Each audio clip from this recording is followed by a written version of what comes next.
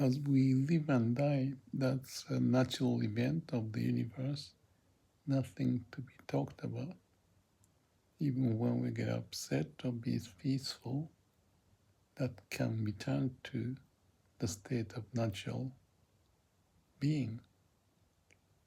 And we cannot get out of how the law of universe is functioning because that's what it is.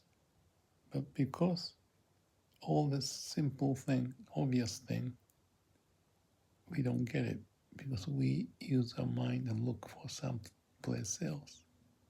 That's why, like Hakuin, the Zen master says, we are in the middle of the water, but we are thirsty, looking for water.